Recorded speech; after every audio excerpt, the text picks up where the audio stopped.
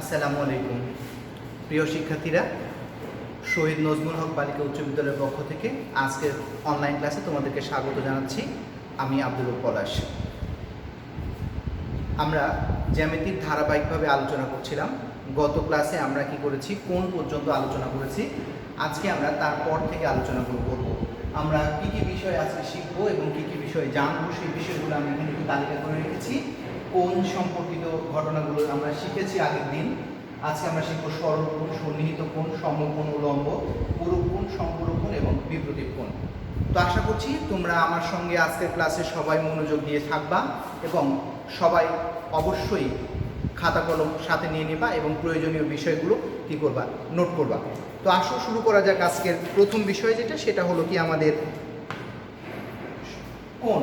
গত ক্লাসে আমরা কোণের ধারণাটা দিয়েছিলাম, বলেছিলাম যে দুইটা রশ্মি যখন কোনো একটা বিন্দুতে মিলিত হয়, কোনো একটা বিন্দুতে যখন কি হয়, দুইটা রশ্মি কি হয়, মিলিত হয়, তখন তাদের কি হয়, সংযোগ স্থলে কি তৈরি হয়, একটা কোণ তৈরি হয়। এই যে বিন্দুটাতে কি হয়েছে, দুইটা রশ্মি কি হয়েছে, মিলিত হয়েছে, তাহলে এখানে একটা কি তৈরি হয়েছে, কোণ তৈরি হয়েছে। এখানে যে জিনিসটা, যে জ্যামিতিক চিত্রটা তৈরি হয়েছে, সেটাকেই বলছি কি আমরা কোণ। এই কোণের এটা কি ছিল আমাদের, এই বিন্দুটাকে বলছিলাম আমরা শীর্ষবিন্দু। এটার নাম ছিল আমাদের শীর্ষবিন্দু। এবং এই দুটো বাহুর নামকরণ করে নিই। ধর এটার নামকরণ করলাম এ ও বি। তাহলে এ ও বি এখানে একটি কোণ, এ ও বি একটি কোণ। এটাকে আমরা যদি লিখি তাহলে লিখতে পারি কিভাবে, এ ও বি একটি কোণ। এখন এ ও আর এ বি এই দুটোকে বলা হয় কোণের বাহু। এগুলোকে বলা হয় বাহু। এটাকে বলা হচ্ছে কি আমাদের বাহু। এই যে দুইটা রশ্মি যে বিন্দুটাতে মিলিত হচ্ছে, ও যে বিন্দুটা, এটার নামকরণ করেছি আমরা, একে বলছি কি আমরা শীর্ষবিন্দু। এই বিন্দুটার নাম দিয়েছি আমরা শীর্ষবিন্দু। তাহলে ও বিন্দুর নাম হলো আমাদের শীর্ষবিন্দু। শীর্ষবিন্দু। তাহলে আমরা এখান থেকে একটা জিনিস ক্লিয়ার হলাম, একটা কোণে একটা শীর্ষবিন্দু থাকে এবং কি থাকে, দুইটা বাহু থাকে। ঠিক আছে, একটা কোণে একটা শীর্ষবিন্দু থাকে এবং দুইটা বাহু থাকে, এবং বাহু দুটো একটা সাধারণ প্রান্ত বিন্দু থাকে, যে সাধারণ প্রান্ত বিন্দুটা হলো কি কোণের শীর্ষবিন্দু। এবং কোণ লেখার সময় আমরা কি লিখি, এ ও বি, অথবা এটাকে আমরা কিন্তু কোণ বি ও এ ও লিখতে পারি। যেটা হলো প্রান্ত বিন্দু, যে বিন্দুটা প্রান্ত বিন্দু বা শীর্ষবিন্দু, সেটা সবসময় কি থাকবে, মাঝে থাকবে। এ ও বি যে কোণটা, বি ও এ একই কথা কি করে বোঝায়। তাহলে এখানে আমাদের কি থাকবে, দুইটা বাহু, একটা হলো এ ও বাহু আর একটা হলো কি ও বি বাহু। এই দুটো বাহু সাধারণ বিন্দু। ঠিক আছে, এই বিষয়টা ক্লিয়ার। আমরা আশা করছি এটা তোমাদের কাছে ক্লিয়ার। এবার আমরা পরে যে জিনিসটা যাবো, আজকে মূল আলোচনা, সেটা হলো কি আমাদের সরল কোণ। তো আসলে সরল কোণের বিষয়টা কেমন, যদি কোনো একটা বিন্দু থেকে, ধরো কোনো একটা বিন্দু এখান থেকে একটা রশ্মি ডান দিকে এদিকে চলে গেল, আর একটা রশ্মি ঠিক বাম দিকে এদিকে চলে গেল। কোনো একটা বিন্দু থেকে দুইটা রশ্মি দুইজন পরস্পর থেকে বিপরীত দিকে চলে গেল, তাহলে তাদের যে সাধারণ প্রান্ত বিন্দু, এই সাধারণ প্রান্ত বিন্দুতে যে কোণের সৃষ্টি হয়, সেই কোণটাকে বলা হয় সরল কোণ। আমি আবারও বলছি, একটা সাধারণ বিন্দু থেকে দুইটা রশ্মি যদি দুই দিকে বিপরীত দুই দিকে চলে যায়, আমি আবারও দেখালাম যে দুই সাধারণ বিন্দু, এটা হলো আমাদের সাধারণ বিন্দু। এই সাধারণ বিন্দু থেকে কি হচ্ছে, আমাদের সাধারণ বিন্দু বা আমরা এটাকে শীর্ষবিন্দু বলছিলাম, এটা নাম দিয়েছি সাধারণ বিন্দু বা শীর্ষবিন্দু। এই শীর্ষবিন্দু থেকে কি হবে, দুইটা রশ্মি দুইজন কি হবে, এই বিন্দু থেকে কি হয়েছে, একদম ডান দিকে চলে গেছে, একদম কি হয়েছে, এটা হলো আমার ডান দিক আর এটা হলো আমার বাম দিক। তাহলে একজন ডান দিকে চলে গেছে আর একজন বাম দিকে চলে গেছে, তাহলে তাদের এই সাধারণ প্রান্ত বিন্দুতে যে কোণটা তৈরি হচ্ছে, সেই কোণটাকে বলে থাকি আমরা সরল কোণ। এটার নামই হলো কি সরল কোণ। ধরো এটার নাম দিলাম আমরা, এই সাধারণ বিন্দুর নাম হলো ও, এটার নাম দিলাম আমরা এ, আর এই দিকে রশ্মিটার নাম দিলাম বি। তাহলে এখানে যে কোণটা তৈরি হয়েছে কি, কোণ এ ও বি, বা আমরা এটাকে লিখতে পারি কোণ বি ও এ। এখন এখানে যে সাধারণ বিন্দুতে যে কোণটা তৈরি হয়েছে, এই কোণটাকে যদি আমরা আমাদের চাঁদার সাহায্যে মাপি, তাহলে পরিমাপ করলে এখানে যেটা পাওয়া যায় সেটা হলো কি, এই কোণের পরিমাপ হলো 180 ডিগ্রি। এই কোণের পরিমাপ হলো 180 ডিগ্রি। তাহলে আমরা বলতে পারি সরল কোণের পরিমাপ হলো কত, বা এক সরল কোণ সমান আমরা লিখতে পারি 180 ডিগ্রি। আমরা লিখতে পারি এটা এক সরল কোণ এইটার সমান কত লিখতে পারি আমরা, 180 ডিগ্রি।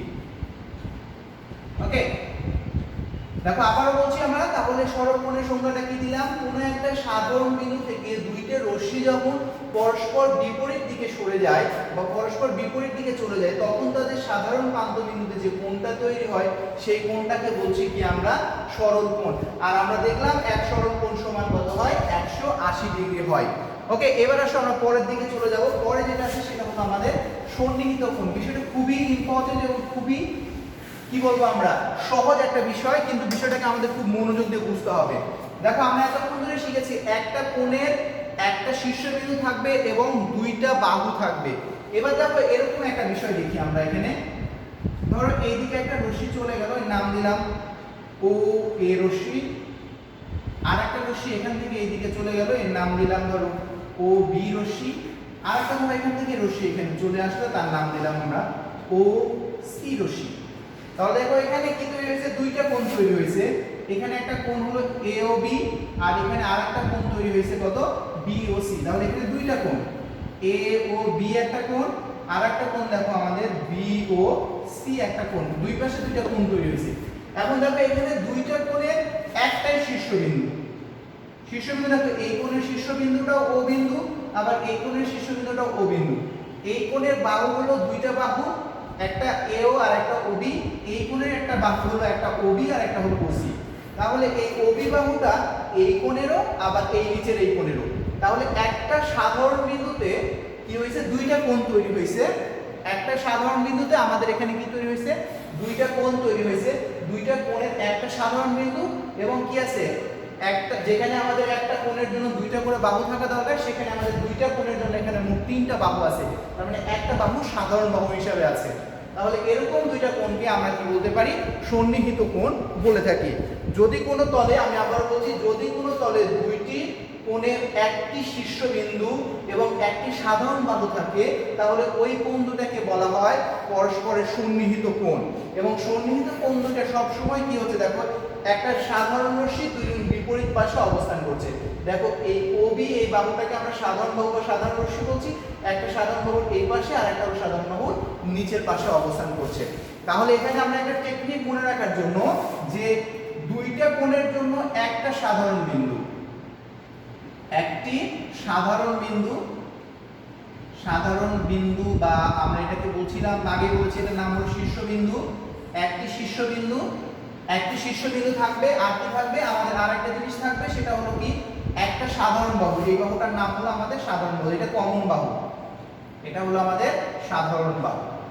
তাহলে দুইটা কোণের যদি কি থাকে? একটি শীর্ষবিন্দু থাকে এবং একটি সাধারণ বাহু থাকে, তাহলে ওই দুই কোণটাকে কি বলা হয়? সন্নিহিত কোণ বলা হয়ে থাকে। এবং সন্নিহিত কোণ দুটো সবসময় সাধারণ বাহু দুই পাশে কি করে? দুইজনে অবস্থান করে। এবার আসলে আমরা দেখব সমকোণ এবং লম্ব।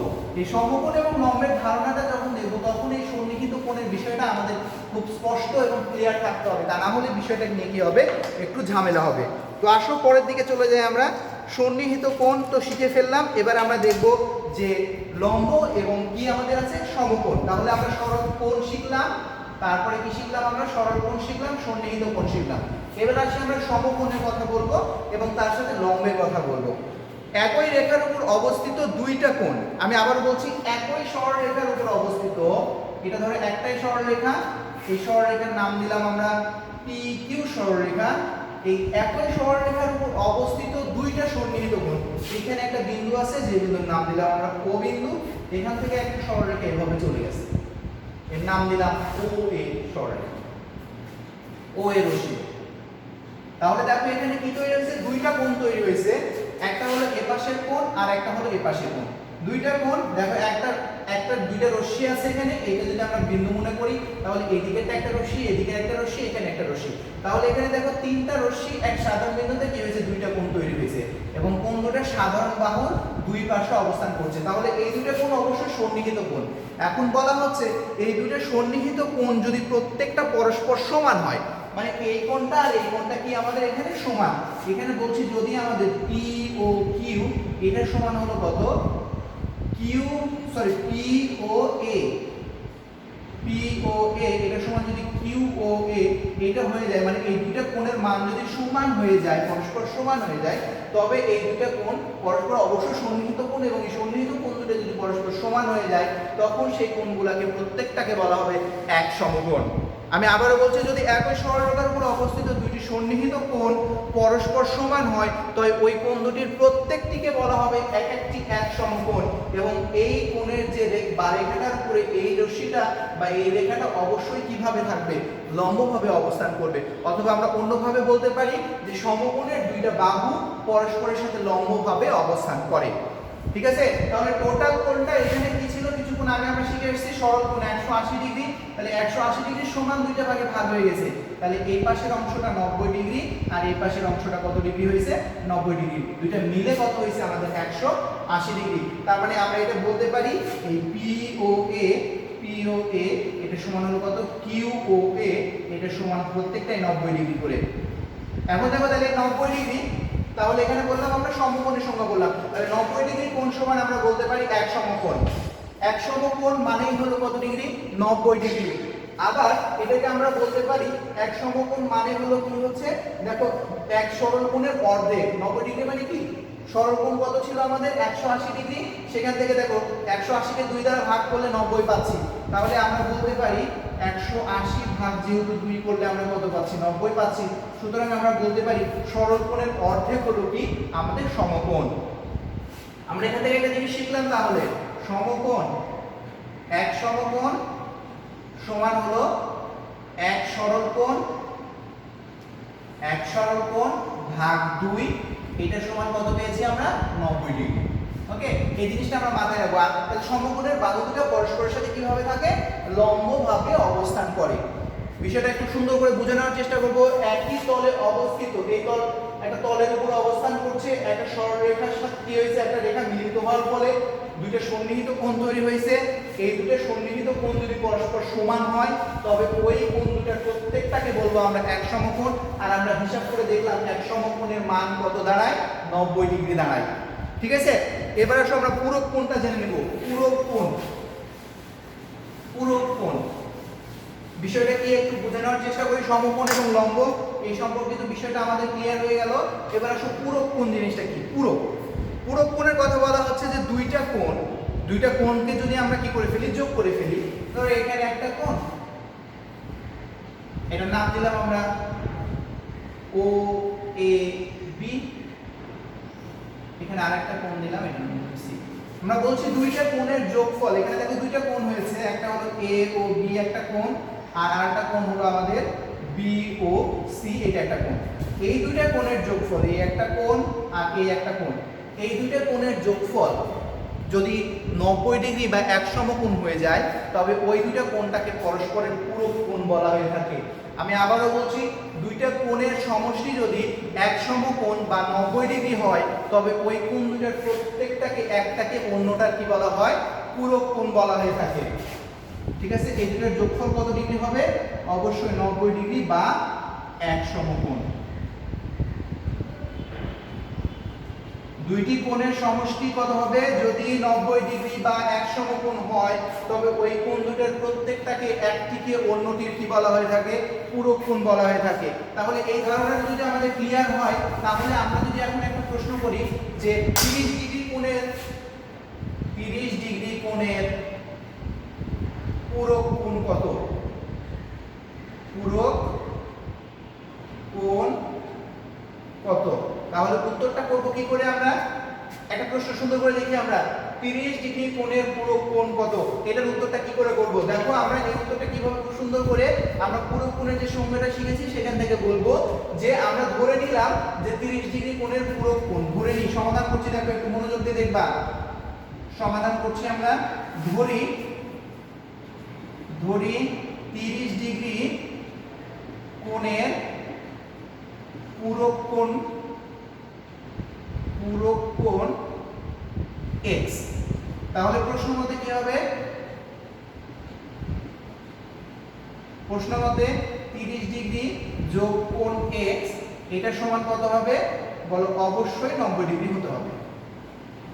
কারণ দুইটা কোণকে তখনই পূরক কোণ বলতে পারবো যখন ওই দুইটা কোণের যোগফল কত ডিগ্রি হবে, 90 ডিগ্রি বা 1 সমকোণ হবে।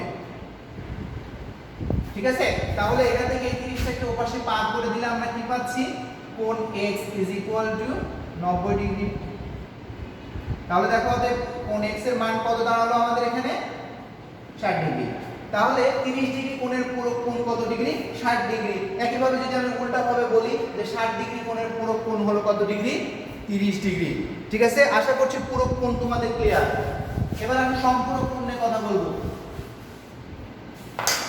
পূরক কোণ ক্লিয়ার, এবার আসলে সম্পূরক কোণ। সম্পূরক কোণের কথা বলা হচ্ছে দুইটা সন্নিহিত কোণের সমষ্টি বা একই সরলরেখার উপর অবস্থিত দুইটা কোণ। একই সরলরেখার উপর অবস্থিত দুইটা সন্নিহিত কোণ যদি তৈরি হয় তাহলে তো আমরা জানি ওই দুইটা সন্নিহিত কোণ কত ডিগ্রি হয়, যোগফল 180 ডিগ্রি। ধরো এ ও, এটা বি দিলাম, এটার নাম দিলাম আমরা সি। তাহলে দেখো এখানে ও বিন্দুতে দুইটা কোণ তৈরি হয়েছে, একটা এই পাশে কোণ, একটা এই পাশে কোণ। আমরা দেখতে পাচ্ছি এই টোটাল কোণটা কত ডিগ্রি, আমাদের এই টোটাল কোণটা হলো 180 ডিগ্রি। বলছে কি যদি দুইটা কোণের সমষ্টি 180 ডিগ্রি বা এক সরল কোণ হয়, যদি দুইটা কোণের যোগফল 180 ডিগ্রি বা এক সরল কোণ হয় তাহলে ওই দুইটা কোণটাকে প্রত্যেকটাকে কি বলা হবে, একটিকে অন্যটির কি বলা হবে, পূরক কোণ, সম্পূরক কোণ বলা হবে। তাহলে আমরা বলতে পারি কি কোণ এ ও বি যোগ কোণ বি ও সি, এই দুটার যোগফল এখানে কত দাঁড়ালো, সম্পূরক কোণ হলে তাহলে কি হবে, এখানে যোগফল 180 ডিগ্রি হবে। দুইটা কোণের যোগফল যদি 180 ডিগ্রি হয়, দেখো আমি আবারও বলছি দুইটা কোণের যোগফল 180 ডিগ্রি যদি হয় তাহলে ওই কোণ দুটার প্রত্যেকটাকে একটিকে অন্যটির পূরক কোণ বলা হয়। 180 ডিগ্রি না বলে আমরা সরল কোণও বলতে পারি, এক সরল কোণ। 180 ডিগ্রি না বলে আমরা এটাকে কি বলতে পারি, এক সরল কোণ। ঠিক আছে, তাহলে দুইটা কোণের যোগফল 180 ডিগ্রি বা এক সরল কোণ হলে কোণ দুটার প্রত্যেকটাকে একটাকে অন্যটা কি বলা হবে, সম্পূরক কোণ বলা হবে। তাহলে একটা মান দিয়ে যদি বলা হয় যে 45 ডিগ্রি কোণের সম্পূরক কোণ কত, বের করা যাবে না? অবশ্যই আমরা বের করতে পারবো। কি করে, 180 থেকে 45 বাদ দিলে 45 ডিগ্রি সম্পূরক কোণ পাওয়া যাবে। এবার আসো আমাদের যে আরেকটা লাস্ট যে টপিকটা আছে সেই টপিকটা হলো আমাদের বিপরীত কোণ। লাস্ট টপিক একেবারে। দেখো খুব সহজ একটা কথা, একটা কোণের দুইটা রশ্মি থাকে। আমরা এখানে দেখলাম এতক্ষণ ধরে বারবার আলোচনা করে একটা বিষয় আমাদের কাছে এখন খুবই স্পষ্ট হয়ে গেছে, একটা কোণের দুইটা বাহু থাকে। এখন বলা হয়েছে এই যে কোণটা এ ও বি, এ ও বাহু আর একটা ও বি বাহু, এই দুইটা বাহুকে যদি আমরা পেছন দিকে বাড়িয়ে দিই, রশ্মিটাকে যদি আমরা কি করি, পেছন দিকে বাড়িয়ে দিই, তাহলে দেখো এই কোণের ঠিক বিপরীত পাশে ওই পাশে একটা কি তৈরি হয়েছে, কোণ তৈরি হয়েছে। এই যে ঠিক বিপরীত পাশে যে কোণটা তৈরি হচ্ছে সেই কোণটাকে বলছি আমরা এই আগের কোণের বিপরীত কোণ। আমি আবার বলছি কোনো একটা কোণের যে বাহুগুলো আছে সেই বাহুগুলোকে যদি আমরা বিপরীত দিকে কি করে দিই, বর্ধিত করে দিই বা বাড়িয়ে দিই, তাহলে ওই কোণের ঠিক বিপরীত পাশে যে কোণটা তৈরি হচ্ছে সেই কোণটাকে আগের কোণের বিপরীত কোণ বলা হবে। ধরো এটার নাম দিলাম আমরা পি, এটার নাম দিলাম কিউ। তাহলে কোণ এ ও বি, এ ও বি এর বিপরীত কোণ কত হবে, বিপরীত কোণ হলো কোণ পি ও কিউ। ঠিক বিপরীত পাশে বিপরীত কোণগুলো ঠিক কি করবে, তার বিপরীত পার্শ্বে অবস্থান করবে। ঠিক কি করবে, তার বিপরীত পার্শ্বে অবস্থান করবে। এবং একটা কথা এখন বলে দিই, যেটা আমরা এখন পড়ি নাই, সামনে 2 নম্বর উপপাদ্য যেটা আমরা পড়বো, ক্লাসে পড়িয়েছিলাম কিন্তু আবারও অনলাইনে পড়িয়ে দেবো ইনশাআল্লাহ। 2 নম্বর উপপাদ্যে আমরা দেখাবো যে বিপরীত কোণগুলো পরস্পর সব সময় কি হয়, সমান হয়। একটা কথা নোট দিয়ে রাখি, বিপরীত কোণগুলো পরস্পর সমান। বিপরীত কোণগুলো পরস্পর সমান, এটা মাথায় রাখবো আমরা। বিপরীত কোণগুলো পরস্পর সমান, যেমন ভাবে আমরা মাথায় রাখি একান্তর কোণগুলো পরস্পর সমান, অনুরূপ কোণগুলো পরস্পর সমান, ঠিক একই রকম ভাবে এখানেও আমরা মাথায় রাখবো যে বিপরীত কোণগুলো পরস্পর সমান। ঠিক আছে, তাহলে আমরা কি করলাম, কোনো একটা কোণের বাহুগুলোকে যদি বিপরীত দিকে বর্ধিত করি, বর্ধিত করার ফলে কোণটার ঠিক বিপরীত পাশে যে কোণটা তৈরি হবে সেই কোণটাকে বলবো কি, আগের কোণের বিপরীত কোণ। কথাটাকে আমরা যদি অন্যভাবে বলি তাহলে কেমন হবে, দেখো এভাবে না বলে যদি আমরা এভাবে দেখো বলি, দুইটা সরলরেখা যদি কোনো বিন্দুতে পরস্পরকে ছেদ করে, দুইটা সরলরেখা যদি কোনো বিন্দুতে পরস্পরকে কি করে ছেদ করে, ধরো একটা নাম দিলাম AB সরলরেখা, আর একটা নাম দিলাম আমরা ধরো CD সরলরেখা, এটা পরস্পরকে O বিন্দুতে ছেদ করলো, তাহলে এই দেখো ছেদ বিন্দুতে চারটা কোণ তৈরি হয়েছে, একটা দুইটা তিনটা চারটা কোণ তৈরি হয়েছে। এই যে চারটা কোণ তৈরি হয়েছে, এই চারটা কোণটায় দেখো প্রত্যেকটা কোণের বিপরীত পাশে যে কোণগুলো তৈরি হয়েছে, ঠিক A ও D এর বিপরীত পাশে আছে কি C ও B কোণটা, আবার A ও C এর বিপরীত পাশে আছে B ও D কোণটা। এই কোণটা প্রত্যেকটা কি কোণ? বিপরীত কোণ। আশা করছি বিষয়টা তোমাদের কাছে ক্লিয়ার। যদি কোনো এই বিষয় নিয়ে কোনো সমস্যা থেকে থাকে তাহলে অবশ্যই তোমরা আমাকে কি করবে, মেসেজ করে জানাবা যে স্যার আমরা এটা বুঝছি না, তাহলে আমি ওইটাকে আরো একটু বেশি ক্লিয়ার করার চেষ্টা করব। তো আজকের মতো তোমাদের সঙ্গে আজকের ক্লাসে বিদায় নিচ্ছি। আল্লাহ হাফেজ, আসসালামু আলাইকুম। দেখা হবে পরবর্তী ক্লাসে। ভালো থেকো সবাই, সুস্থ থেকো। আল্লাহ হাফেজ।